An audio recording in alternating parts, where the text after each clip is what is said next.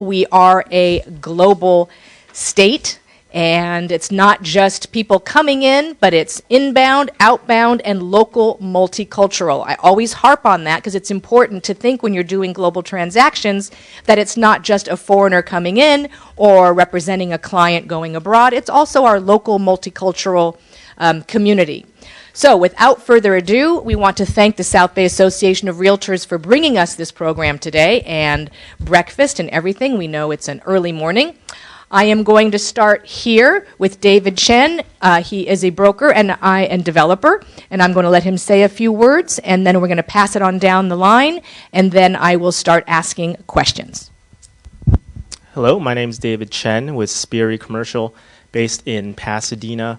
I do a lot of work with clients that are mostly Chinese, Asian in that specific area, and I'm focused on commercial real estate. So that's going to be basically what I'm going to be talking about today. Hi, my name is Raj Iyer, and I practice exclusively U.S.-bound immigration, all aspects of employment immigration, investment immigration, and also some bit of family immigration. And I've been practicing immigration for the last 12 years, and last week I finally took a deep plunge and started my own firm. So that's how it goes. So thank you. Congrats to Raj. My name is Jordan Levine. I'm from California Association of Realtors, where I'm the senior economist, and I'll be speaking to you today just about the general economy, global economic outlook, and potential opportunities and challenges for working in the kind of international and high-end market. Hi, my name is Mike Akerly. I'm Vice President and Regional Manager for Polaris Pacific. I run our Southern California, Arizona, and Hawaii offices. We specialize in new development, consulting, sales, and marketing. Good morning. My name is Briget Fodor. I'm the VP branch manager for Fidelity National Title Company. My branch is run out of the Long Beach office. We do have 2 other offices in our Sherman Oaks and in Lancaster, all that house title and escrow. So I'll be covering your title, and I'm proxying for our escrow this morning. Well, I think that we should start today with our economist here from CAR, Jordan, because we have some handouts that you can look at so we can get a little bit of a grasp of what the economy is doing right now, and then we can launch into some questions. And, you know, in this political climate, which we will keep unpolitical, but politics do play a role in our global real estate world. So, Jordan, take it away. Thank you so much. I brought some handouts, which are more than I could ever hope to speak to in the next 10 minutes, but I thought it would be helpful just as a kind of guide for kind of what I wanted to talk about. But as you flip through those first couple of pages, this was actually a talk that I gave in January at CAR's annual business meetings to another global real estate group. And actually, I think this really kind of highlights, you'll see one with all kinds of crazy arrows moving things around. So even just over the last 3 months, our kind of understanding of what the top priorities were on a policy front and what were the things that were going to most impact housing and how have changed significantly even over the course of the last 3 months. So we are very optimistic about things like tax reform, regulatory reform now that we have a little bit more details. There's some areas of concern from a housing standpoint in terms of what it's going to do to both home ownership and the incentive for folks to become a homeowner, which I think is critically important. There's a lot of good things in tax reform about getting tax rates down, fixing the corporate tax structure, regulatory reform that I think will really help on the mortgage side. But there's just a slew of things coming in. Lots of things that we're having to constantly adjust our sails to. I think that we're in an environment where the days of 3.5% mortgage rates are largely going to be, behind us. I don't think that we're going to see a massive acceleration in rates over the near term, but I do think that, hopefully everybody's locked in their 3.5% by now, because I think that those days are over. I think that, economy is going to continue to grow at a moderate clip. We're still, below trend. We are at near full employment. We have seen wages start to rise, and that is helping on the affordability front. But we're, again, butting up against prices that continue to go up as well, interest rates, which are going to start going up and really taking a big bite out of what folks can afford. But when you kind of glance out at what's happening in the rest of the world right now, you know, my boss, Leslie Appleton Young, always jokes that the U.S. is kind of the cleanest dirty shirt in the hamper at this point in time, right? We're not doing great, but when you look out, you know, across the globe, we're in pretty solid shape, and folks are recognizing that as well. We continue to see lots of demand for bonds that are keeping kind of long-term rates low. We're seeing the dollar pretty strong as a result. Lots of folks were really optimistic after the election, pumped a lot of money back into the U.S., which did pump up our dollar as well. And there's also things to kind of worry about on the inbound traffic side, right? So when you also look out at the rest of the world, China's starting to clamp down. That's going to affect our kind of buyer demand here, even in the South Bay. California's very, very popular for the Chinese buyer. I think when we do our survey research, we found that 53% of the international buyers are Chinese, and we've seen both, you know, investors reducing as a share of total transactions. I think they were up around 9 or 10% a few years back, and now they were 3% in our most recent data. You know, and I think that with China clamping down, that's going to continue to be a strain. I also think just the amount of price appreciation that we've seen. So CAR also does a lot of luxury work, and we actually put up a luxury dashboard that you can go check out luxury real estate data for your specific city or zip code. We can go down to Torrance or 90503 or whatever. But what you see there is that time on market's starting to go up. We're starting to see discounting, right? Sales to list prices that are dipping into the low 90%. Still pretty good, but you know, things are staying on the market a bit longer. Prices have gone up very substantially over the last 6 years, especially at the high end. You know, and I think that these aren't really discretionary purchases when we're talking about foreign buyers coming in, buying luxury properties. They're not owner-occupied residences. There are folks with a lot of money, and so they don't mind spending a lot of money, but I think they are worried about overpaying. You know, and after 6 years of really solid growth in home prices, I think that they're, you know, worried that we're getting to a peak, and that's why things are potentially staying on the market longer, and you're starting to see sellers do a bit of discounting at the top end. So I think that both from just a broad economic standpoint, right, the rest of the world economy isn't doing great. But also because we have some of our own challenges here in California with prices and affordability, and folks worrying about getting kind of paying too much or overpaying, that it's going to make the market a bit more challenging, especially with interest rates going up altogether. I think there's still a lot of opportunities for outbound investment opportunities. You know, when you look at Europe, we've kind of survived some very impactful or meaningful elections, both in Holland and France, where things didn't go to the very kind of populist candidates, and it seems like Europe's going to stay together, at least for now, knock on wood. But, you know, the core European markets aren't doing great, but if you look out at Eastern Europe and things like that, both their stock market and property markets are doing really well. One of the fun things that I stumbled on getting ready for our January meeting with David was that the Dallas Federal Reserve is now tracking international property prices, which have actually been, you know, notoriously hard to come by. So you can get those for a lot of markets. The other thing that I found in preparing for this meeting today was that, you know, global stock markets are also highly correlated with what's happening, give or take, in international property markets, and international stock exchange data is much easier to come by. So if you want to know kind of where the opportunities are, you can keep an eye on those kind of foreign stock markets. And I think when you look out at Asia, even though China's slowing down, Japan's not doing great. Those quote-unquote East Asian tigers are still doing all right.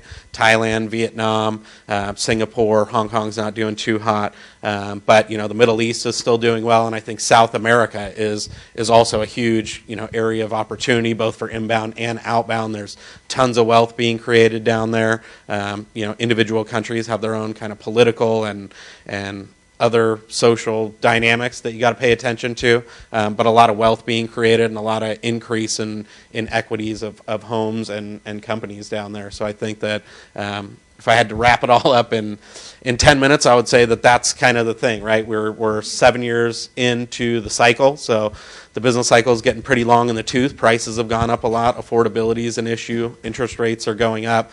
We've got foreign governments clamping down on their folks coming here to America. But all that being said, the market's continuing to move forward despite low levels of inventory and higher rates and high prices, because the economy is doing well. And like I said, we're still the kind of cleanest dirty shirt in the hamper at this point in time. So, and California is kind of at the forefront of being attractive to those foreign buyers. So I think that those are all still feathers in our caps, but also some of the headwinds that you might have to watch out for. Jordan, can you touch upon, if you have any data regarding home sharing, Airbnb, One Fine Stay, how that impacts our market here in California globally? You know, I don't have a lot of hard research and quantitative data. I will say that it's a very contentious issue, and I think, from a community standpoint, there's a lot of folks who are resistant to it from a neighborhood character and kind of preserving the quality of life standpoint, which I'm very, sympathetic to. You move somewhere and pay a bunch of money to live somewhere that you like, but at the same time, I also think that with, the challenges that we have in our market today with affordability being what it is, and this is an opportunity to kind of monetize some of your assets that might otherwise just be sitting there unused, can help to generate some income that might, offer the potential for folks to move into home ownership and things like that. I think they're attractive to be able to do that from an investor standpoint as well, because you can sidestep a lot of these kind of regulatory obstacles that you might have by setting up a small hotel or something like that. And so, And also going outbound. I have clients that have purchased property in France, for example, but again, there you also have to be incredibly knowledgeable and guided legally, because many buildings are historical and you're not allowed to, so it can be a very complex process. So before you ever advise your clients, you want to do a thorough search. So Jordan, thank you for that. We're going to jump into some questions, but I would ask our audience to please jot down your questions and hold them to the end. It makes it a lot easier to move forward. All right, so David, what are the cultural differences that an agent might face with dealing with Chinese clients, being American? So, thank you for that. I would say the biggest thing has to do with trust. And if you look at the different societies, the Chinese and the American, they're on opposite ends of the spectrum when it comes to high context and low context. High context meaning that it takes time to develop the relationship, and low context meaning that it's going to take significantly less time. So on the one side of the spectrum, you'll have Americans, Germans, most of the Europeans, which is low context. A lot of it has to deal with having structures in order to create the trust, such as government, contracts, legal entities, etc.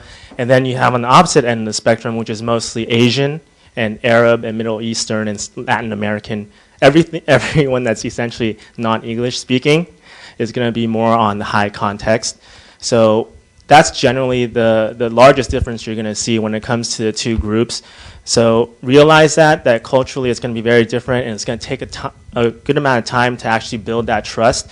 You're not going to be able to close that deal immediately, but if you work at it, you show genuine interest, and you actually try to cultivate that relationship, then in the long run, you will have their trust, and you will have a lot of things to do with them and deals to close for a long span, probably your whole life. Well, let me just ask, let's back that up a little bit. How can someone who is potentially not Chinese reach these Chinese investors? So there's a couple different ways. Obviously, one, learn to speak Mandarin or learn to speak Cantonese. Second, I think what a lot of agents have been doing, both on the commercial and the residential side, is hiring Chinese speakers or truly bilingual team members that can actually bridge that gap for you. As an American, you may have all the listings, you may have a lot of contacts, but right now, like what Jordan was saying, 50% of the investment is coming from China, so you need to bridge that gap somehow, and the fastest way is to get someone else in the office to do that. But on top of that, there's also a lot of different ways that you can advertise through Chinese media. I like certain ones online. So there's 58.com, there's ChineseInLA.com. if you advertise on there, you'll be known as maybe the Westerner who's actually friendly and able to work with the Chinese, especially in a certain demographic or a certain area, region. And then also there's WeChat. So if you're really interested, you really need to get into WeChat, because actually there's 600 million users, active users here internationally and mostly in China that use that platform. That is essentially a chat app that similar to WhatsApp, Line, Hangouts from Google, and Facebook Messenger. So the WeChat is probably the largest, and they have a platform that can do all sorts of things. So those are probably the best ways to start, and then you have to start cultivating, like I was saying. And we thought we had competition here. Well, why don't you talk to us, David, a little bit about the type of product that the Chinese investor is looking for? So when it comes to the Chinese, what I've always found is they just love real estate in general. So whether it's residential and commercial, I deal mostly with commercial, but across the board, there's been interest in retail, office, multifamily, industrial, hotel, land, everything. So you just really need to know your client, get to know their background, what they're more comfortable with. There's going to be certain clients that are more comfortable with certain product types, certain ones that are more comfortable with others. Find out how much capital they have, what they could potentially invest in, what their goals are, if they want a high return or they want something that's a little bit less risk, more risk averse, so they can just have the continual income. So just get to know them better, and if you're able to do that, I think it really doesn't matter what product type it is. It could be residential, it could be commercial, it could be all sorts of commercial. So just realize they really have an appetite for it. They're going to enjoy owning something physical versus actually stocks, bonds. That's something that they're a little bit more averse to. They're going to put a lot more of their portfolio into commercial real estate or residential real estate than your typical American investor. And then on top of that, it's also because in China, you really don't own anything. You lease it for a long time. So depending on the product, it could go up to a 99-year lease. So it's never that you own it. That's why when they come here, they say, you mean I can own it for the rest of my life and the rest of my kids' life and my grandkids' life? To them, that's very appealing. So there's something for them to pass on to their heirs. Well, now let's just pretend that we have this buyer investor, and we're going to pass it over to Briget, and you're going to tell us some things about, do they have to open a bank account here? How do they hold title? Why don't you walk us through the process a little bit? Okay. Do you have your mic? Okay. Hello? Okay. A foreign buyer coming in, you're going to be pleasantly surprised. Title and money, they're all pretty universal, all the way globally, no matter where you are. So if you have an entity that's going to come into title, just like we do out here in the States, you have the same requirements. You can hold title. It's no different in China than it is here if you're going to hold title. Okay? All the same requirements will happen as far as if you have an entity. Now, there's private limited companies that are very common with foreign buyers. They still take formation. They still have to be in good standing. They still need their LLC documents. They still need resolutions. So everything that we require here in the States will be no different than with a foreign buyer. So it's kind of the same. You're not going to change anything, so you don't have to be frightened of it. As far as the money and opening up any kind of a bank account, it's not necessary to have an American bank account. We deal internationally quite often. The only challenges that you'll see with your international money is the time. It takes time for it to go through its processes, for its checks and balances coming into the country. So there is a slowdown. It's not like here where you have money in that same day. So there is a challenge there. Same with the proceeds going out. Of course, with that, it's the same process. We have to fill out a little bit more paperwork, but we can still do it. It is not necessary to have money here in order to be a buyer from another country. Briget, can you touch upon a little bit, I always mention this at these panels, about red flagged wire account numbers? The OFAC. Those happen quite often, which is part of the delay. It's a watch list, and it's national security. It happens when even money's going out within our own United States. International, it's going to be a little bit more, which is why the delays happen, because there are certain names that are triggered through the OFAC or the Homeland Security that they have to do further background check on before the Federal Reserve will release the money. So that's part of the delay process.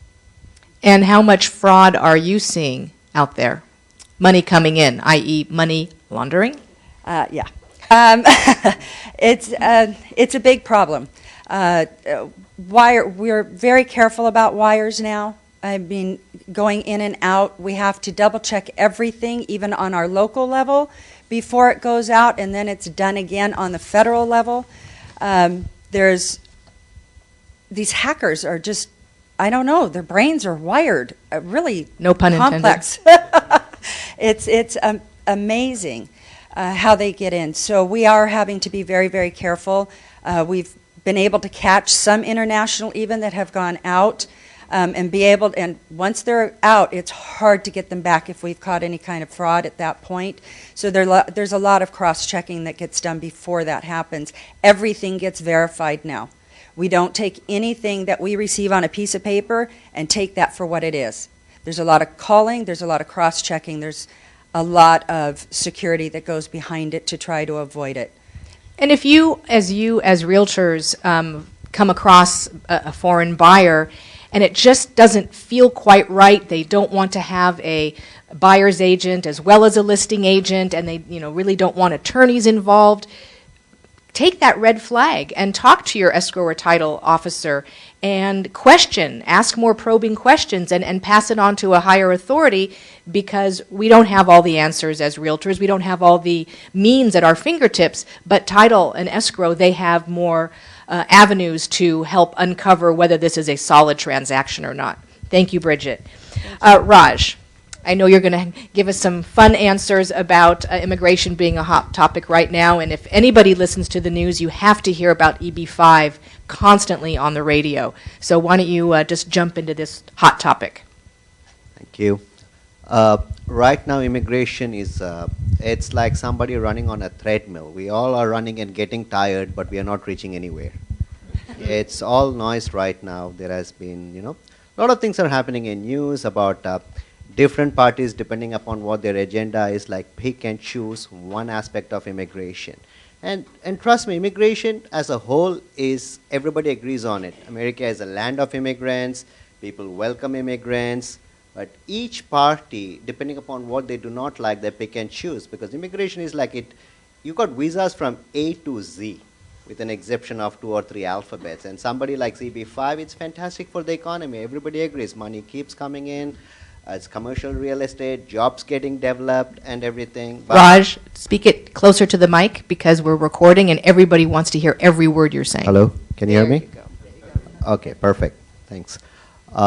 So EB-5 is like, of late, it has got some good press, some bad press. But of late, after Donald Trump's son-in-law's sister going to China and trying to EB-5 project and stuff like that, it may harm EB-5. There could be more scrutiny on the EB-5. And just like everything else, if something gets really popular and really hot, there are some bad elements who come into it and wants to make some quick money and get out. So that has also tarnished the image of EB-5. But every economic statistics, and ask any realtor, any commercial real estate, predominantly around 90% of people would say it has got more of a positive impact than a negative impact. So it's good for the economy. That's one thing. And we all hear about other Trump proposals on H-1B visas, people coming to the United States who are programmers and engineers and everything. On one hand, again, people say that, hey, we lose jobs and stuff like that. But you ask any of these tech companies. I mean, America is like, as Jordan mentioned, I mean, this is still the greatest and the best country when it comes to innovations, development, the progress, the pace at which the economy keeps moving. I mean, it's not static. Yeah, there are ups and downs, but it's never static. If something doesn't work, they come up with a new thing. Rental market, hey, you got Airbnb. I mean, taxi drivers, you got Uber. It keeps moving. After Uber, it's going to be a self-driving car. It's not going to be static. And for all this development, you do need people, and you need talent. And simply, we do not have everything. And what America does is attracts the best of this talent from France, from India, from Canada, whoever you are. I mean, they want to come because they know this is where the innovation happens. So on one hand, people might say that, hey, well, we have got all this foreigners taking away the job. But ask the business. They're going to say that we need more people. We need more flexibility. We want them to bring them here fast, and tomorrow if there is no job, they should go back. That's what they want, the flexibility. If US is not being able to provide that flexibility, with the technology developing so fast, these jobs will be outsourced. Make no doubt about it. With all the technology, self-driving car, Uber and Google and Facebook will still develop their car, but most of the engineers will be working in South America because it's the same time zone. You know, a lot of people are establishing companies in Brazil and in Canada, and Microsoft has gone on record and saying that if we cannot get more engineers, I'm going to have open up a facility in Canada, which is like 45 minutes away. It really does not make any difference for them because of the technology. So I do believe, I mean, ultimately after all this rhetorics will, like, you know, people will really start thinking about it. Republicans has always been pro-business. Ultimately, they will all get together and agree that, hey, immigration is a net gain to this country. And even all the Midwest farmers or Californian farmers, and they all agree, hey, we need workers to come and work here. Have something in place. Every immigration, most of these programs have got restricted numbers. For example, farm workers who come to the United States, they have only 65,000 of those every year. Visas, 65,000 visas every year. It's inadequate. You make it, you remove this artificial barrier of numbers, the way it was in 1930s and 1940s. This is not something new. All the time people used to come to work to the United States in California and Texas and, like, you know, and the Mexican workers used to come, they used to work. Hey, when there is no work, they used to go back because they are secure in the knowledge that when the new work comes in, they will be able to come back and work and go back. Okay, there was a mobility, it was a global mobility. But one fine day if you say that, oh, you know what, you just cannot come in. And then what happens? The people who come in are afraid to go back. What if they are not able to move back? So that's what has led to this undocumented immigration problem. It's all economics. Migration is an economic issue. I understand there is a little bit of social issue, I mean, family and trouble, as he says. America is still the, you know, it's the best place to be in for a lot of countries. And historically, America has always given hope to people, no matter where the problem is, whether it's Europe or South America or Cuba. America has always portrayed itself with the place, come here and you will be safe and we will protect you. So, Raj, do you think that the EB-5 will stick around? And what is the time frame today if someone was to start from scratch versus, let's say, a year ago? EB-5 will stick around. The problem might just go some fundamental changes.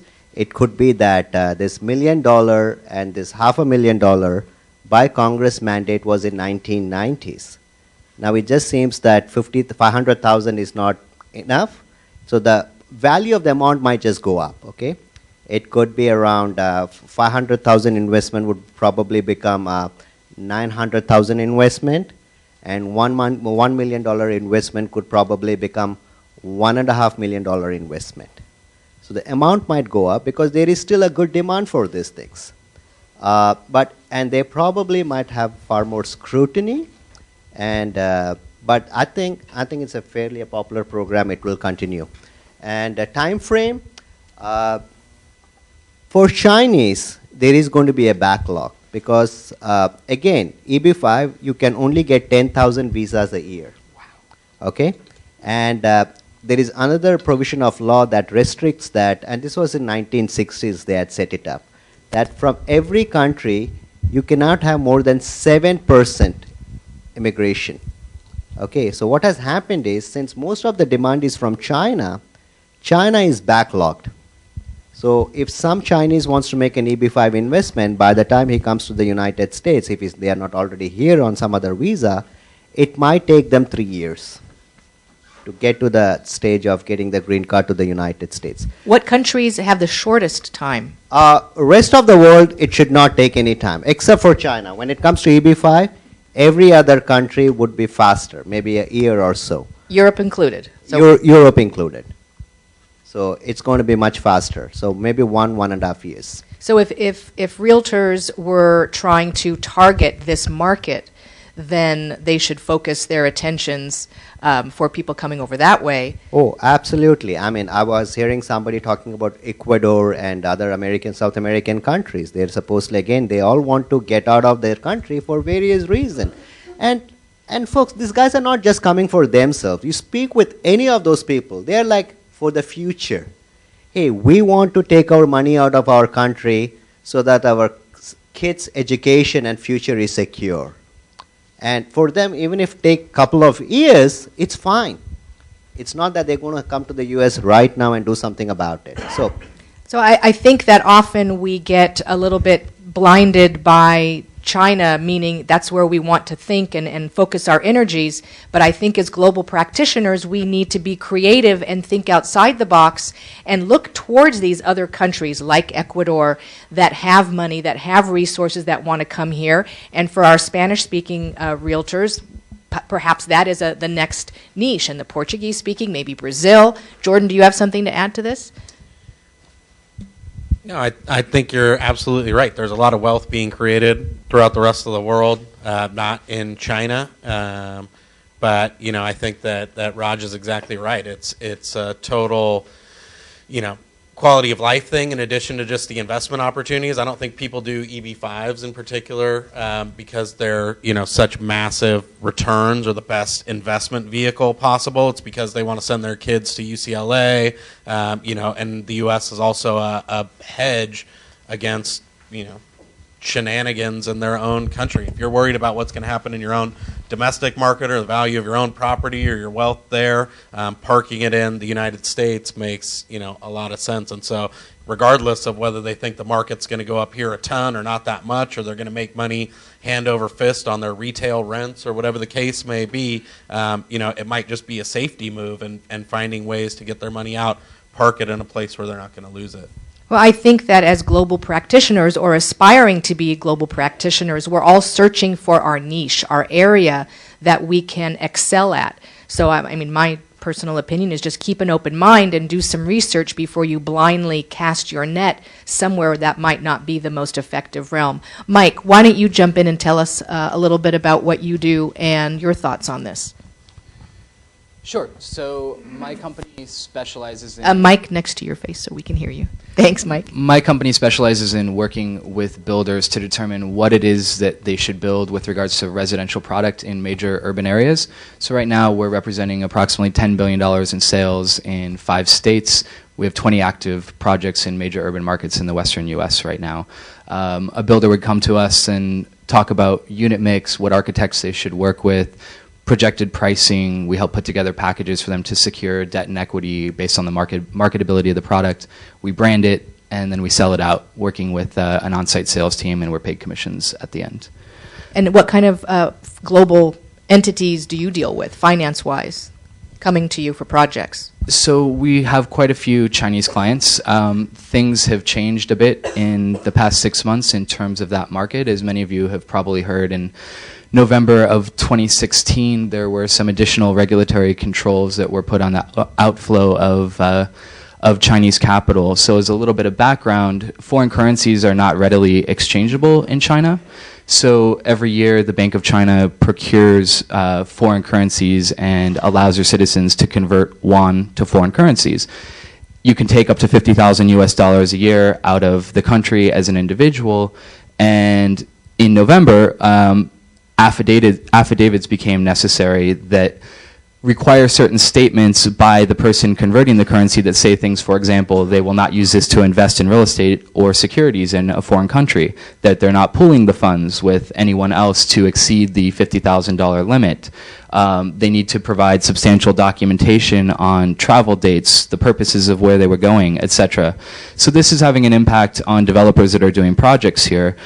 For example, they're starting to shift their focus to a domestic buyer pool as opposed to bringing Chinese buyers from back home. Similarly, those same regulations that occurred in November are having an impact on the way that developers raise capital. The Chinese government has instituted a social policy in which they want to encourage their businesses to keep capital at home. So there's a lot of levers that they can pull to try to encourage this, and with regards to real estate developers in particular, they're asking local lenders and local exchanges not to lend money for foreign projects and not to raise capital in the bond markets domestically. So developers are now traveling to other places around the world, for example in Hong Kong or London, to raise capital in the bond markets, to use that for acquisition and development in places like the United States and Australia. In addition, as opposed to functioning with all cash, the revenues that were made back in China, developers are having to develop relationships with local lenders, and the projects are much more leveraged than they traditionally have been over the beginning of the cycle and last cycle. So you're seeing a change in the amount of time it takes to bring a project to market, and you're seeing Chinese developers needing to spend a significant amount of time because of these bond issuances in foreign places, developing a war chest before they can really become active players in the local market. Let's shift a little bit to social and cultural. Can you touch upon any kind of cultural nuances that you guide your team on how to culturally, sensitively deal with these investors? Well, first of all, I couldn't agree more with, I believe, David's assessment that one of the issues is trust and rapport, one of the differences. So I find in working with Chinese clients that, as opposed to clients that I've met domestically, they're much less transactional and much more relationship focused. And that can mean even to the extent that they don't want to speak business substantively at all until we develop a relationship. And sometimes that can take weeks or months in multiple meetings. So that's something that we've had to get used to and adjust accordingly. I mean, there's some small interesting nuances, some of which many of us have probably heard before. You always hear business cards come up. There's a few things I would say about that. For example, make sure that when you meet a potential Chinese customer or client, business cards are exchanged at the beginning of the conversation. Don't leave it as a leave behind at the end saying, oh, by the way, here's my card, take it with you. Take an opportunity to study the other person's cards, see their title, understand the role that they play, make sure that it's seen that you're doing this. Business cards are typically exchanged with two hands, and then you leave it on the table and make sure that it's seen that it's out on the table as well. Other small things, you know, sometimes during a meeting there's things like raised voices or handshakes that aren't given the way that you expect them to be in the United States. These are not cultural affronts, these are just differences. And once you're accustomed to that, you realize that and move forward. One of the things, though, that has been extremely important in trying to build an infrastructure of servicing Chinese clients has been to have something of a cultural liaison that really understands the nuances and the language. So we have brought on someone at a very high level that manages relationships, that was born in China, learned the language there, understands the nuances, came to the United States, went to college and grad school here. This person doesn't need to be, I'm not trying to say that everyone on your team that services Chinese clients needs to have that sort of background, but we found having this one person manage the relationship while we have other people with boots on the ground getting the work done on a daily basis is really, really important to make sure that any misunderstandings are avoided and that we're clearly communicating what our respective goals are.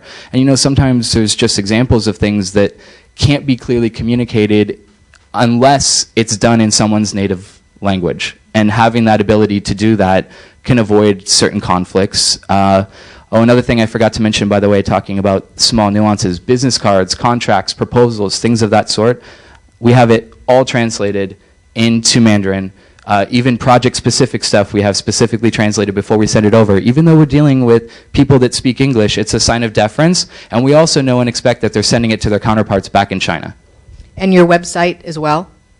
Yes, our website does have some Chinese translation, and the back of my business card. Excellent.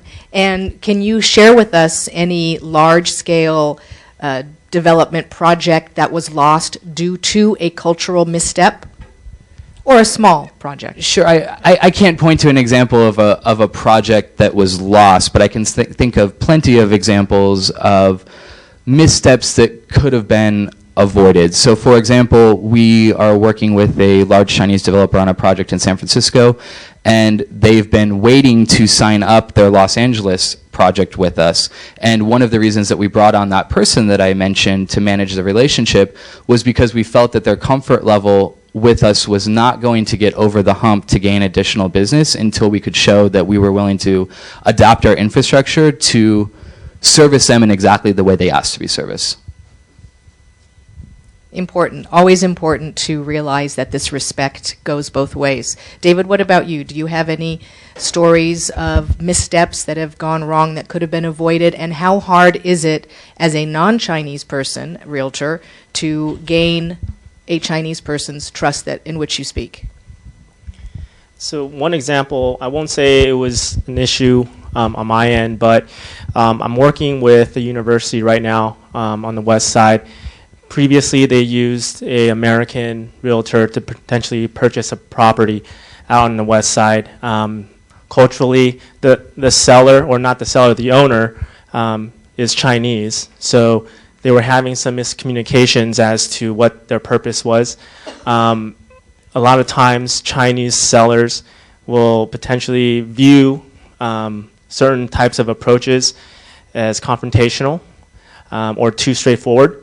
So once they figured that there might have been some cultural issues, they came to us to potentially work with them. So at this point, we're working closely with the sellers to work out a deal. But that's also just because, I am culturally Chinese and understand the culture, so I was able to approach them in a way that they felt wasn't as direct. So it made things a lot easier, so things are working along and going smoothly. And I'm sorry, what was the second question? How difficult is it for a Right. non-Chinese, someone such as myself, to bridge that gap and acquire and retain a Chinese client? Yeah, I don't think it's as hard as you would think. A lot of it just has to do with showing effort. So I'm not saying you have to be a fluent Mandarin speaker, but if you can learn a couple lines, that shows that you're putting in effort and you're respecting their culture. And the thing is, in the U.S. we all speak English. In everywhere else in the world, English is everyone's second language. So you must understand that us trying to learn someone else's language really shows that we understand that we're trying to work together and get things done. So I think that is definitely one step that you can start with. But like Michael was saying too, you have to show respect, and you have to realize you're also serving a client in this situation. So as you would with any other client, you need to understand them and really try to work with them to get the job done. Go ahead, Raj. I know you have lots of fun stories. No fun stories, but I agree with all the speakers out here. And one thing in immigration also, we always deal with all the foreigners all the time. 100% of my clientele is foreigners. 100% of my clients are foreigners. So for me, every one of my clients are foreigners. And one thing that we have learned is never overpromise things. They come up with an expectation, and they're okay if you do not have all the answers. So just let them know that, hey, it's not possible, but I'll look into it. But in case we tell them, hey, I can get your visa in the next 3 months, and if you don't get your visa in 3 months, for them, they build their life around it. They probably plan 10 things around something happening. And if that doesn't happen, they will come up with all the issues that has happened. So even if it just let them know it's going to take more time, and if it happens fast, they're always excited. So that's something which we have. And just be genuine. A lot of people, we think that they are not okay if we say that we don't know. Be prepared, but you can never be 100% prepared. But just go back to them and give them an information later, and that also opens up a channel of communication. When you go back and tell them, hey, listen, we spoke about it, I didn't have an answer, but this is how it is. Now that will open up another channel of communication, and they will ask you 2 more questions, and that's how it flows. So And to be of service, you want to give as much information to be of service. And I completely agree, having lived all over the world, that to learn just thank you in the language of the client or the potential client that you're dealing with has huge benefit. Just those 2 words can truly, truly make a difference. And I have successfully been able to garner several Asian clients that I think appreciate what I do for them, and I try to let them know that I do the best that I can to learn all that I can about their cultures and their needs. Briget, do you have any interesting stories or the best success story and the worst nightmare that happened vis-a-vis title and escrow?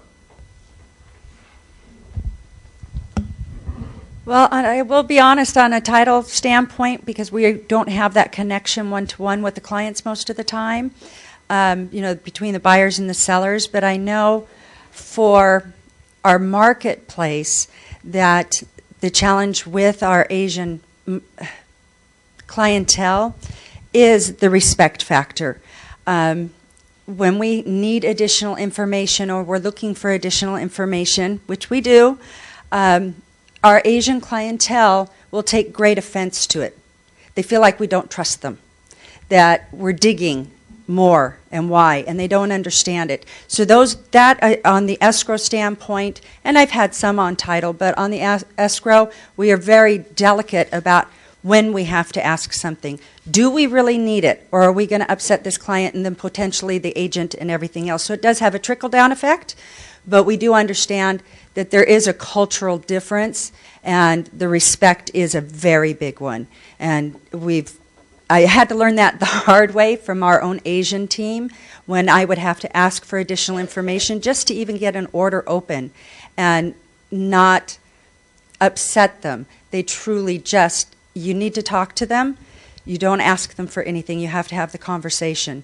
Nothing by email. You need to give them that respect, that time. So I would say that's the biggest thing. Jordan, you're nodding in agreement. Do you have anything to add to that? No, I think that's totally right. I mean, we're talking about the high end of the market. So. Raj? And if there is a husband, there is a husband and a wife, speak with the wife, because she's the one making the decision. So don't ignore her. That's the first thing we learned in real estate. And also, if you could pick up a copy of Kiss, Bow, or Shake Hands, a tremendous book that will enlighten you endlessly, because there are things that can insult and cause grave insult that you would take as very commonplace in your daily life. So if you want to be a global practitioner and you're not satisfied with 1 or 2 countries but many, then I would definitely guarantee that this book is a must for you.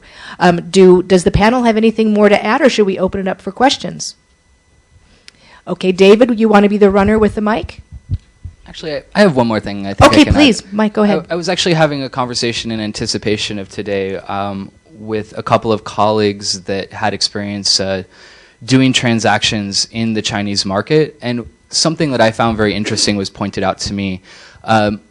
Someone said that they thought that there's been a missed opportunity for anyone to set up really a full-service, one-stop shop to help buyers and investors purchase residential property. And what they meant by that was, in their experience, these investors back home would have been exposed to service providers that would have done every single step of the process for them. They would show them properties, they would source furniture packages, they would manage the delivery of the furniture package there, they would do leasing, they would do property management, they would refer Chinese-speaking, Mandarin-speaking attorneys, lenders as necessary, and really be the only place that investor needs to go in order to facilitate their purchase domestically. And I think that if you as realtors were able to set up that infrastructure and get it to a point where you can manage it efficiently, you could develop a reputation for specializing with these types of buyers. I had a conversation with a French gentleman who opened up Barnes International Realty in Beverly Hills, and they have a product like that. I mean, that's their sort of framework of what they do. It's ultra high-end normally. They even have hotels for their guests that when they come to travel to look at property, they have helicopters and airplanes that transport their clients when they're buying a private island. So on a smaller scale, it's definitely possible. They also have publications geared towards each region.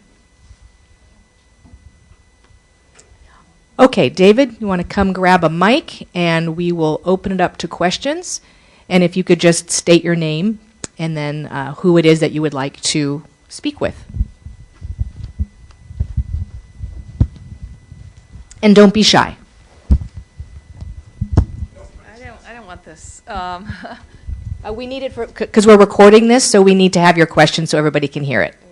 Okay. I just have a quick question for this gentleman on the left. David. David.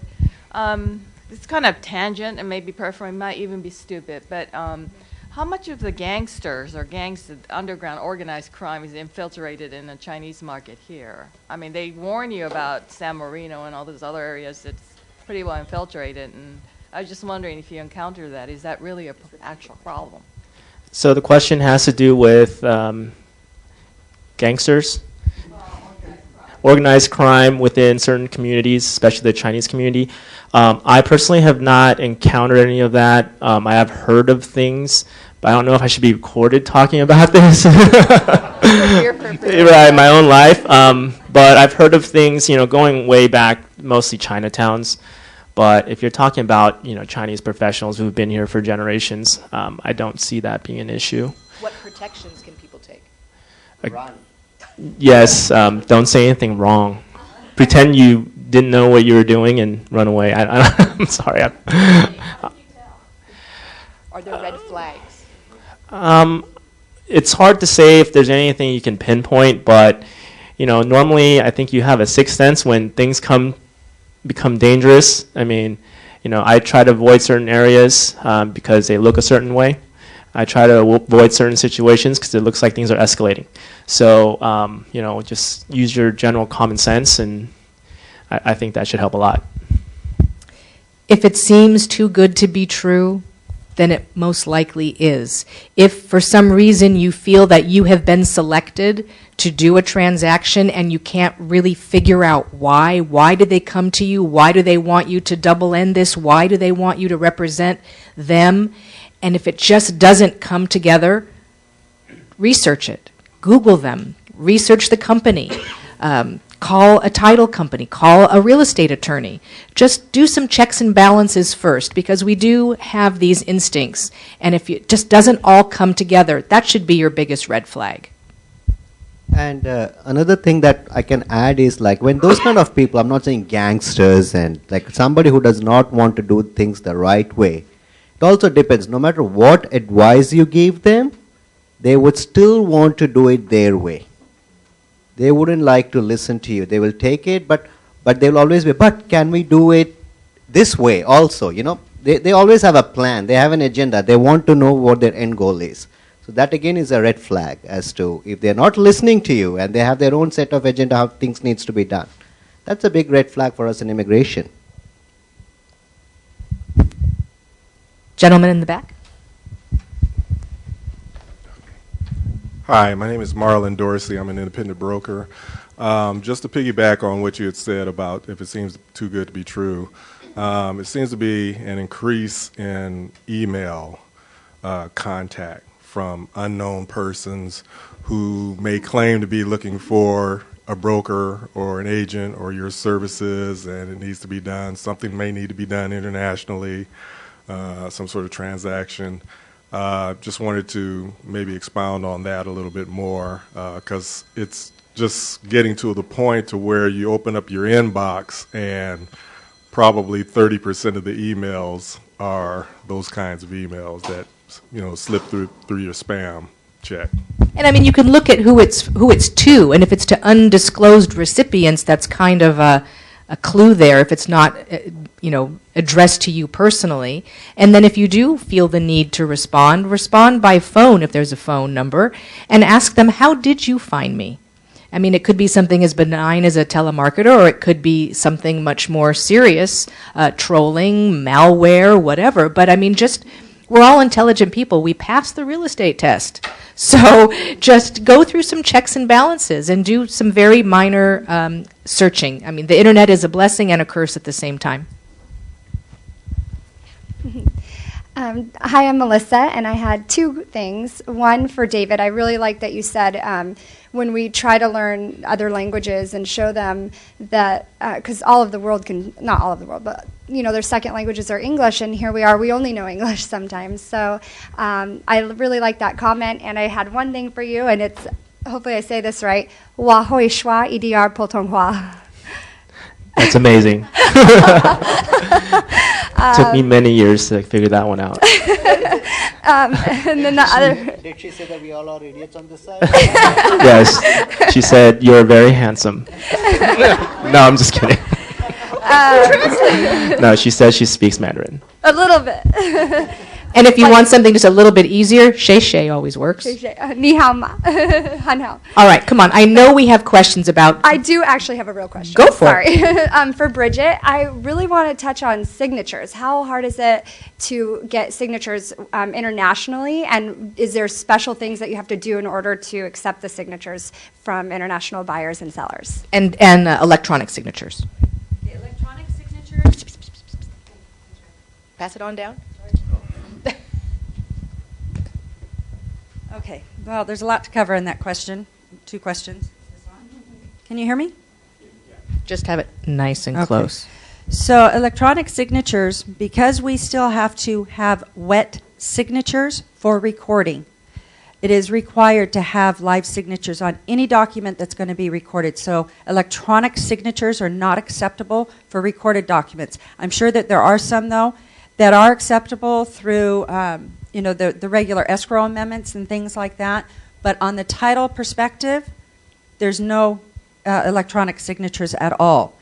Now, as far as the signatures for international, whether it's buyer or seller, they all should be the easiest way for title and getting it recorded and not having delays, is that the signatures should all be notarized within the consulate, the American consulate.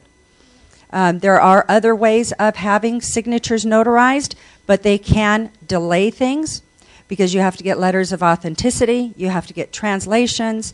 If you do not take the document and have it recorded within the American consulate, it does slow things down. So that's always our first choice to tell you what to do. If it's impossible, then we can guide you. It just depends upon the country. There's different... because you've got the Hague Convention, you've got military issues. So I would definitely consult, if you have a challenge with not being able to get it done within the consulate, to get in touch with your title company, ask them specifically, what are the requirements going to be if we only can go see a notary within that region? What are the next steps? Because there will be research depending upon where the signature is being done. But the easiest, and I know it's not always practical for some, but the easiest way to get it done and not have a problem at an 11th hour issue with recording is to have them done in the American consulate. Because that's always the challenge, right? You don't want that 11th hour issue because there's a problem with the notary. If you know that you're going to have something notarized within, or, in a different country, spearhead that right away so that there isn't an issue at the time of closing. Because also there's a travel issue. I mean, there can be a great time of travel to get to the American consulate. So you need to sort of lay that foundation ahead of time and do your research so that you don't run into these 11th, 12th hour crises. Yeah, it's super important. So utilize your title and your escrow to get the information that you need and try to get that as soon as you can, because that'll be very, very important. I do have one thing to say about when we were talking about red flags. When you're getting pushed to get a transaction closed like right away, you don't know why you got the deal, that's a huge red flag for even us on title. If we get an opening that comes through and it's on all cash, and this is atypical with all cash, and they want to close it within 14 days, whatever, and you're feeling a lot of pressure for that, and that has that trickle-down effect too, it's a red flag for us as well. So we'll end up doing some more research to make sure that the deal seems sound and that it's good. Because when you start getting pressured, and as you were saying, they want it done their way. Okay, we have requirements that we ask for, but no, they want to twist it and they want to do it their own way. There's usually some kind of purpose behind that. So that is a red flag. So go with your gut always. It's usually right. I had a comment also on signatures, and I ran into that. It's really important to also pay attention to the different holidays that the different countries have, because when you need signature through a consulate or whatever, they're closed on different times of the year in different countries. So keep that in mind. All those bank holidays. Yeah, and then also I ran into that myself with a deal with Chinese clients. They were traveling, and so the wife was traveling, and she was in China, and we needed her signature, and it was a wet signature. It took 3 weeks for her to get the appointment at the consulate. So give it all extra time because it is kind of tough. I had a question. I had a fourplex that I had for sale and in Manhattan Beach, and I had from another agency, they brought Chinese clients, and I was able to show the property, and they were very nice. They didn't speak English. Neither did the other agent, but then they had a third person that kind of helped translate a little bit, and everything was going really great. And we moved forward with the transaction, and then it was the final walkthrough after we'd done all repairs and what was agreed upon, and a totally different couple showed up. And before, they weren't even the buyers. Nobody knew. So is that something that happens occasionally? Or, it all closed and it was fine, but everyone was under the impression that the first people were the buyers, but they weren't. They didn't show up until at the very end. I can't say that's normal. So definitely if you see that, I would try to fish out what the true story is. I've actually had something similar to that happen. It was with a lease I was doing, but that was for a dispensary deal, so I expect that type of behavior. But culturally, I don't see that happening too often. What I would say is make sure you can connect all the dots. So from looking at their face to ID to all the paperwork, everything matches up. So I'm sure Tyler agrees on that. I've had many situations where they say, oh, my wife is going to guarantee the property. We're using an entity to sign the documents, all sorts of things just going in circles, but make sure they all connect is what I would advise. And there's no social, cultural disrespect if you say, I need a copy of your passport? Always blame it on the law. Yep. Always blame it on the law. It's not for me. Go ahead, Raj. It's on. Yeah, for all of those things, I just say it's not that I don't trust you. The government wants it, and we are just trying to avoid, delay at the end of the day. Government wants to see this. Government wants to do that. Just blame it on the government. Any documents you guys want. But you guys are specialists. You could do that as realtors. I got to tell you, I don't know anybody who wants to work with me if I ask for ID. Well, it's not. It's For recording purposes and. When we're working with them, but before you get to escrow or even after escrow opens. Well, I'll take that. You can blame title. It will be a requirement. We have to do our due diligence, and if we have an issue where we don't feel that we're comfortable or we can't verify a signature, okay, which is not uncommon. So most of the time, we're going to ask for something to verify a signature. So if you have to, you blame it on title. They're going to need it for their file. It's an insurance requirement. It's an underwriting requirement, and it's our due diligence. So if you need to, and it puts you in an uncomfortable spot, again, we have no problem being the blame of that. I don't think what I mean is at an open house, you have to say, please give me a copy of your passport. No, Right. more like in Sabine's situation when you're further down the road. It's not their secretaries or helping. So from big corporate, if the real purchase buyer is like a higher position, usually they don't show at the first place. Well, there was another issue in involved, and he brought the client he didn't even know. That's, yeah, that's weird. It's normal practice. The very end, that's right. Well, that's why maybe once the contracts were written, they should have been a part of the contract. We will need this further down the road. We will need it for title. We need it for the government. So now that we're writing this offer, I think I need to receive a copy of the buyer's passports, to accompany the offer, because we will need that down the road. Benign. Levine is probably the parents approve, and then now the kids will just buy it. It's quite common. David, Nick has a.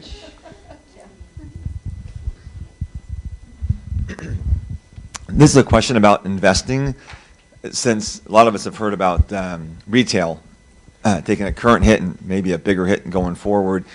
What is anybody up there seeing about the focus of an investor away from retail and maybe more toward, or what else are they going toward, and are they actually leaning away from retail? David? Does someone else want to? Anybody who has an opinion on this? Okay, that'd so be great. I would say probably 70% of my transactions are retail related. I think it really depends on where you are. Big box, yes, having big issues. Large anchors, also having big issues. When you go to more strip malls and neighborhood centers that are either Asian or Hispanic, those seem to be still doing very well. It's the ones that have national tenants, those are slowly transitioning to something else. So if you're looking at really core markets, such as downtown Los Angeles, Santa Monica, Pasadena, those are always going to be strong. So even if the core or the strong national tenants leave, there's always someone else to fill in. Where you're going to see a lot of issues is going to be in the Inland Empire, those more outskirt areas where the main draw is a national tenant.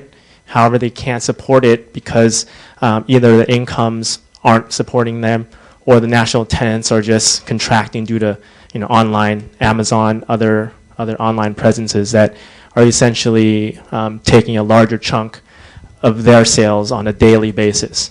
So when it comes to retail, people who are into retail are still going to figure out a way, but you're going to see some sort of contraction, and then you're also going to see some sort of change and shift.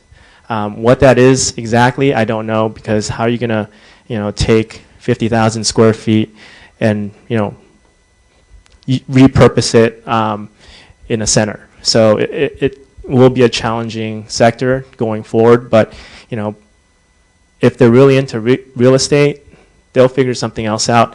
I mean, multifamily is still very popular. However, the returns are very low. I hear people saying, oh, I want X cap rate on such investments. If that's what they're looking for, I think they can go out of state for that. If they want to be in California, it's across the board, very similar situation. Maybe they can go into industrial, which is actually very hot. Maybe they could build facilities to park Uber self-driving cars in the future. Hey, Jordan, I have a quick question since we're on forecast and economics. For 2018, I know you guys as economists love stats and numbers and forecasting stuff. What do you think of the residential market for 2018? Yeah. We actually don't have a very high forecast for transactions. We have prices continuing to go up until something bad happens out in the rest of the economy. But this year we're forecasting less than 1% growth in closed sales. Next year it'll probably be much the same. I mean, at the end of the day, when you look at what's preventing transactions from growing, it's that we have 3 months of supply and an affordability index that's at 31. No one can afford to buy a home. And next year we're going to have higher interest rates and higher prices. And so I don't see that going away or turning sales around. With respect to the gentleman's question about investment opportunities, I would say that multifamily is still a potential. I mean, it's still a great time to be in the rental business, single-family rentals even. They might be putting money in REITs. There's been about 400,000 or 700,000 single-family units that were bought up during the downturn here in California and flipped over into single-family rental properties now. So still a great time to be in the rental business. And then from my former life, I can say that hotels are very popular as well for foreign investors. They like brand names. I don't know if that's what David meant by national brands and stuff, but they love to be able to say, we've got a Marriott or a, Waldorf Astoria, whatever, this or that. They love having a brand name that has some like kind of prestige factor there. So I would say that, residential rentals and then the hotel side, because tourism hasn't shown any signs of slowing down either. Everybody thinks that we're in the midst of a housing boom because you drive around in places like downtown Los Angeles and see all of the cranes. But the reality is, when you look at the statistics, we're not providing anywhere near the amount of new housing necessary to keep up with household formation. I've seen a bunch of different statistics on this, but things like for every 4 people coming into Los Angeles County, we build 1 new unit of housing. So every year it just gets farther and farther behind. And if you look at it on a decade-by-decade basis, the past 7 years has been the lowest amount of new households that have been built by permits since going back to the 1930s. So it becomes more and more unaffordable. We need housing, we need more of it, and the problem's only going to get worse if we don't start building it. So it's a great place to invest. Another thing which I was just thinking is like where the realtors can add value to all these people who are going to buy this $1 million homes is they're also looking at running, having a business or something. So it's a good idea to familiarize yourself with franchises, different franchises and franchise attorneys, because most of these businesses like Subways and Pizza Huts and many of the shops, Little Gym, all those things are all franchise business, and these people are always looking at making an investment in those areas. So that's a good thing. And another thing I was thinking, we're talking a lot about China out here. I just want to ask you guys, are you guys having a lot of clients from Vietnam and South Korea and Dubai? Because most of the EB5 business is slowly moving on to these places. Vietnam is a hot market right now, South Korea, and there are so many expatriates in Dubai and Middle East and that's a tax-free country. So many of those people are working in those Middle Eastern countries, especially Dubai, Abu Dhabi, Kuwait, Qatar. They are looking to move to the United States. So that's another area which you guys could tap into. We have another question over here. I just have one comment to add to that. Having lived in Saudi Arabia for 3 years, tax-free income tax, there are a lot of expats in all of these countries who are coming home now, and they want to buy across the United States their retirement homes. So, tap into the expat communities and the sister cities and see how you can, get some business of people coming back home after several years of living abroad and being an expat. Okay, my question is for Mike. You spoke about rapport building and business cards and things like that. So until my cultural liaison budget expands, I am going to be my cultural liaison. And I was wondering about your liaison. Could you tell us a little bit about them, their age or their gender or things like that? Sure. So I use the word cultural liaison a bit loosely. That's not. It's a woman. She is an MBA. She has background working in real estate development companies, and she's actually working as what we would call a project director. So it's basically project management of sales and marketing for large-scale developments. But what I think was interesting is that we looked at the situation and said, this has to be scalable. So we can't say we're going to have every one of our project directors on 20 different projects have this kind of background. So we've created a system in which we have the day-to-day project directors that are based in the city where the project is located, and they go into the sales office every day and work with the sales team, and they're handling unit releases and pricing and contracts, etc. But we've brought her in as a secondary project director out of our San Francisco office on every project that has a Chinese developer. And she's responsible for getting to know them, taking them out to dinners and lunches, attending meetings enough that she gets a whiff of a problem that might happen, speaking with the day-to-day project director and asking how she can help, etc. Early 30s. Thank you. I'm not sure who the question would be directed to, but I have a particular negotiation we're doing now, and Over the weekend, I received a proof of funds that came from, it's a family that wants to buy something I have listed, and they sent the proof of funds from a Chinese bank.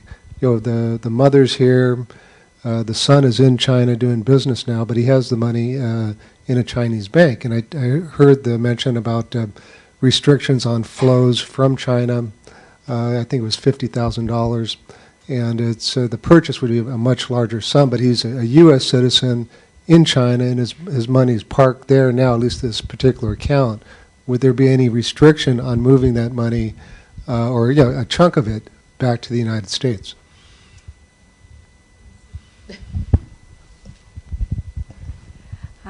There's no problem for the money coming in. Is there a slowdown? Again, like I had discussed, international wires will get hung up. They can take 2 to 3 days. I did hear, but again, I don't know for certain, but I have heard that China does have restrictions on the amount because they don't want their money leaving. They want their money to stay, right? So they do make it a little cumbersome for the person that wants to transfer the money to the United States internationally as far as the quantity that can go out at one time. So I've had as many as 5 different international wires come in for one file because they were only allowed to ship out so much, and not all at one time, like one day, then maybe the next day. They had so it was very strategic in order for the money to get from China to us to get into the escrow file. So there's no problem with it coming. It's just how cumbersome is it going to be? What is the restrictions from the bank themselves? But as far as coming into the United States, there's not an issue, other than just the delays in whatever the banks are going to do in that country, as far as the amounts going out at one time. And for EB5 investments also, it's quite for EB5 investments also, it's very common because you need 500,000 plus another 100,000 for all the other purposes. So what attorneys do is, like, these funds are coming from 10 different people, their relatives and things like that, because of the same thing, 50,000 per person. And what we do is just take an affidavit or a statement from this person saying that, hey, this is not my money, this money was given to me by so-and-so, and because of the Chinese regulations, I am transferring this money, back to this person. So it's acceptable. U.S. does not have any problem with that. U.S. does not have any issues. What we have to remember here, though, is that now, as of the last 6 or 7 months, there's now an affidavit on the Chinese side saying they're not doing exactly what you just said, and that has to be legally filed.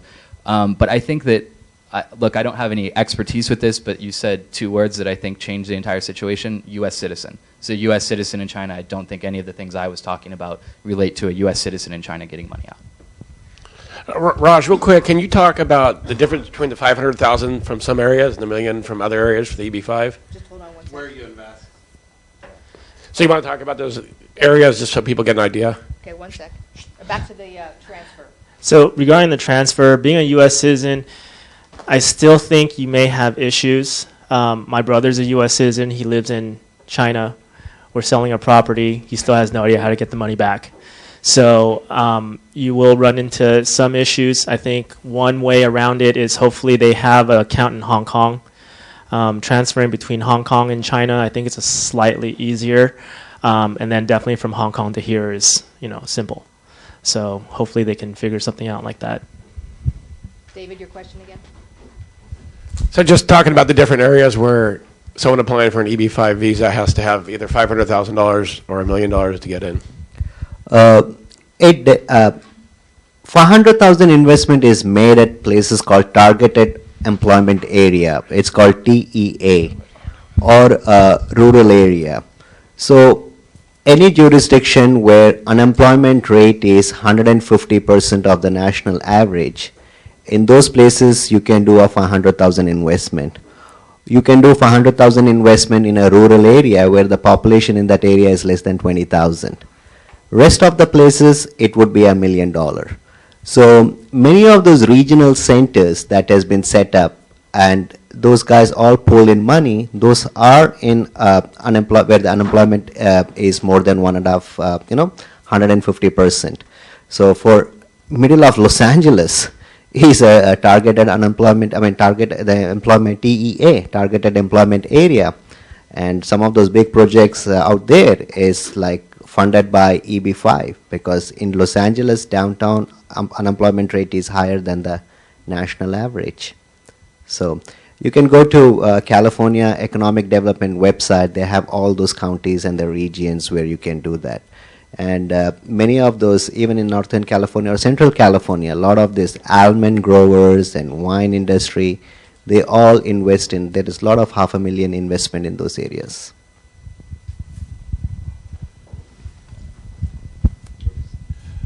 My question's for David. So David, are your Chinese clients' investment goals the same as our domestic clients? Commercial clients mostly are looking at income, and residential clients are looking mainly at appreciation. Is it the same? I would say slightly different. A lot of the Chinese investors, like what Mike was saying previously, or I think Jordan, they're parking their money. So that's a big influence on their investment. They know that they're not going to get the returns that they're going to get in China. China, I think, anywhere from 7, 10, 15% even if you go to secondary or tertiary cities. But they want that security, knowing that their money is safe. So whatever they can get over here, they'll try to move. But on top of that, their investments, their goals aren't going to just be return driven. It's really about just security of that investment. Right. So normally if you're going to have a Chinese person competing for a property versus American, they're most likely going to win because of certain situations that they're not asking for the same returns. If you have a large project or a piece of land, and also they're trying to break into the market. So you can see the Greenland project downtown LA, similar situation. They're most likely probably going to just break even. But it's so that they can put a stamp in LA, a flag that's saying, hey, we're international. I've also had other companies that I've worked with in the food industry where their goal isn't necessarily to make money on that restaurant that they're expanding on here. So they have 100, 200 locations in China. What they want to do is they want to go into the Chinese the market saying, hey, we have a U.S. base. We have 5 locations. That way they can IPO. So when they IPO, having a U.S. presence is going to drive up their stock prices significantly. And IPO in China, correct. So a lot of foreign investors are actually doing the same thing. I have a Korean client doing the same thing. So they want to make sure that they're not losing money here. Making money, that'd be great. But, making that few thousand or a few 100,000 isn't the same. It's not even in comparison to what they would be able to have in increases on their IPO in their home country. I think one example of that might be in Redondo Beach. There's a new bakery. It's a Korean-French bakery called Paris Baguette, and they are very well known in South Korea. And so maybe that is an example. They only have a few shops here, but they've got thousands back in South Korea. You had a question behind you, Sabine. Oh, it was answered. It was answered. Okay. I just want to ask a little question. It's about how about in commercial property? You didn't say anything about medical property. Is there some kind of good investment on medical property right now for Chinese or for other people or developers? Or special investor visas in the medical world? I have seen Canadians investing in medical properties and practicing medicine in the United States. Chinese, I don't know. I don't know about if they just want to invest in a medical property, or having invested in a medical property, they want to practice medicine. I do not know about that, because it's very difficult for somebody. I do a lot of physician immigration also. It's very difficult for healthcare professional to come to the United States and practice medicine, because they have to go through all those licensing issues. Even if you are a practicing physician in any jurisdiction, when you move to the United States, You have to come on a special visa called a J1 visa, and after that you have to do 3 years of residency and J1. It's a J1 trainee visa. Most of the physicians who come and practice in the United States, they do that. So Canadians have got some exemptions regarding that. So I've seen Canadians coming up and opening E2, and Canadians can also do E2 visa, which is investor visa, but that does not require $500,000 or $1 million investment. So they can set up their business. So they invest in that kind of a property, and they set up their medical practice. Even like physical therapist, or any of those people, and all those physical therapy related practice, sports medicine, athletic therapy, and things like that they do, but not from China, but other countries, yeah.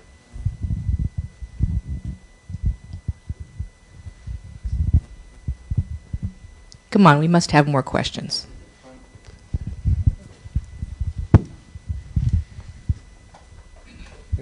I guess this probably be directed to David, but anybody else that might have some input. I mainly do commercial brokerage, and I find the vast majority of the clients, both on the buyer and seller side, are foreign-born. I'm just roughly estimating probably 80%. And I would say out of that, about half of that total are citizens of other countries. And I was just wondering, David, I know you do a lot of business with foreign clients, but just any other reflections? Is that fairly consistent in the marketplace overall, or is it just the clients that I happen upon? I mean, for me, being in the San Gabriel Valley, it's going to be a lot more skewed towards Chinese. But I also know, San Gabriel Valley, it's due to the population and the demographics of the area. So absolutely. But I would say just LA in general is going to be a lot like that, just because, especially if you're coming from Asia, this is kind of their first stop, maybe San Francisco, but LA generally is it. And, they have family, they have relationships here, so that's where they want to settle, and that's where they want to invest. So actually, working with a lot of Chinese investors and other Asian investors, I'm trying to push them out of the state, to invest, but a lot of them are really hesitant about doing that. So yes, I do see that as a trend, and in my opinion, in my areas, it's a lot more skewed towards international and Chinese. I noticed I had a listing in Alhambra, which was adjacent to South Pasadena, and whereas I meet and encounter a lot more Mandarin speakers here in LA, or South Bay, it was more skewed towards the Cantonese speakers. So that was an interesting learning experience, how there really was a big dividing line. And then also another way to reach these people, there was a global real estate event that David, who is on the board with me, attended, and I forget where it was. I forget where it was, but NDTV was there filming. And so I went right up to the lady that was handling the interviews, or the report, and gave her my card. She interviewed me, and then when she came back to the South Bay for a visit, she was able to interview my client, who is from Taiwan. He's an anesthesiologist here locally, lives in Taiwan, and I've sold him 3 or 4 properties in our relationship. So, you've got to seek these opportunities. You have to grab them. If you see someone from NDTV or another media outlet, go introduce yourself. Give a card. Say, hey, I'm a global practitioner. Can we chat? Hold on, Dave. Yeah, it's not really a question. I just wanted to add something because I work with David actually, and I deal with a lot of Asian clients.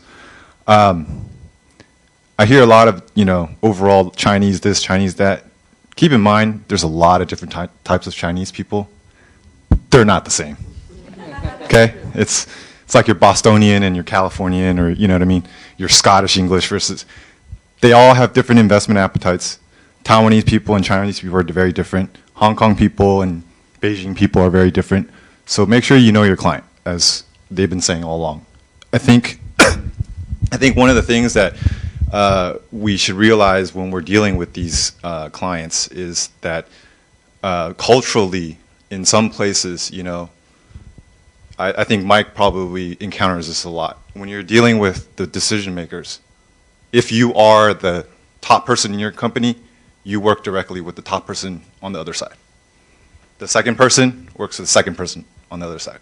So it's kind of like a very political thing. Like, think about Washington. When we go, we look at Washington and we look at their dinners, who's sitting where, next to who, what gestures they made. Everything is so analyzed. It's the same thing in business with Chinese people. The top two people talk together, and it trickles down like that. So sometimes you don't want to make a mistake of, oh, I'm like this, entry-level guy or middle management guy, and then I want to go talk to the boss directly because I have a brilliant idea. That doesn't generally fly in that community. And the person on the other side would be like, who's this guy talking to me? I don't know who you are, So respect the hierarchy. Exactly. It's very structured that way in that business culture. And I just wanted to add that I think for everyone that's trying to break into this market, the investment appetite, really, there's no product type that's going to be more attractive for it. It depends on your clients. Some people, who want to just park their money somewhere, receive a good cash flow. Single net lease properties are a great opportunity for a lot of people. You own a Panda Express, you don't ever have to do anything because Panda Express will manage the pad by themselves. If your client is only familiar with multifamily, there's different types of multifamily within the overall multifamily. You can get them into duplexes. You can get them in, depends. If they don't want to manage the property, smaller might be better. If they want a large, sophisticated development, bigger might be better. So I've dealt with clients who range from all sorts of property types. I think the misconception that Chinese people are only going to want to buy, let's say, multifamily. To a certain extent, that's true. It's the easiest investment for them after owning a home because it makes the most sense. But as realtors or as brokers, it's also your job to present different investment opportunities. Like Dave's saying, sometimes we're trying to push people out of state because if you're normally looking for cash flow, that's where it is. But if you're looking for appreciation, if you want a land bank, well then maybe LA, central LA is where you want to be. So I think again, just know your client, know that they're not all the same. Okay, not all Chinese are the same if you're working with all of them. And I would, like Mandarin speakers, Cantonese speakers, and things like that. People have different mindsets. They have different perspectives of looking at things. So I think I just wanted to add and hope, everyone could do more business by being a better servicing agent to your clients. And being culturally aware, and that's something that we try very hard at these panels to harp upon, is to learn to be culturally aware, socially aware. I have one more question, not to be culturally insensitive, but a lot of buyer's agents I talk to when they're representing Chinese people or people from other foreign countries have a hard time getting the buyers to understand exclusive representation. So I'll give you a good example. I had a listing in Long Beach, and my broker called me and said, such and such guy might come in with an offer, make sure it comes to me. And the first day I had the open house, there was an older gentleman who was a broker from Long Beach, waited 3 hours for his client to show up talking to us. And the guy came around, looked at the place, and I could tell he really liked it. Said, oh, this guy's definitely going to make an offer. Well, I never got an offer from that agent, but 2 days later, another agent sent me an offer, but I didn't know who it was until the guy came with his parents to the general open house. Well, it was the same guy that all three brokers were talking about. And he did submit an offer, and he wasn't from here, but clearly I don't think he understood, exclusive representation. How would you recommend, for agents that are dealing with foreign buyers for the first time to kind of lock that up, or how to best engage with them? David, come on. We know it's not just foreign buyers. Come on. Well, I'll give this a shot. I don't think you'll get them to sign anything, and I'm sure they intentionally did that. And the best way is really to build a relationship first. You just have to be closer to them than the other 2 or 3 guys that they're talking to. do something, whatever is in your wheelhouse that you feel comfortable with. You know, maybe go pick them up, bring them to the property, whatever it is. I mean, every time I deal with a Chinese client, I know they're talking to someone else, but I also have the confidence I'm better than everyone else.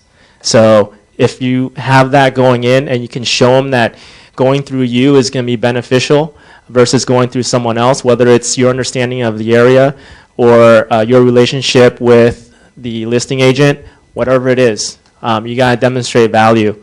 If you have no value, then you're in the wrong business. So you just have to make sure you know your competitive edge and make sure they know your competitive edge. And that's all I can say. I'm sure I've lost clients too. So.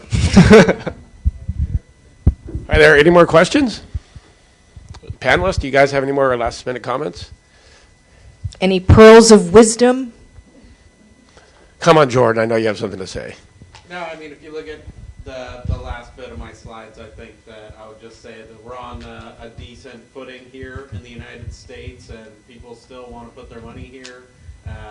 We've got some headwinds that are affecting housing, higher rates, issues abroad, stuff like that.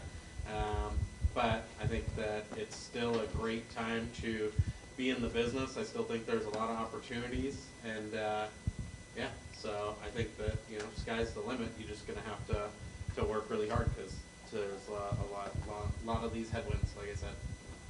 All right, excellent job, guys. I think that was a great panel. Thank you. How about a round of applause for our panel? All right, they might be sticking around for a couple minutes for some personal questions. All right, thank you everybody for coming.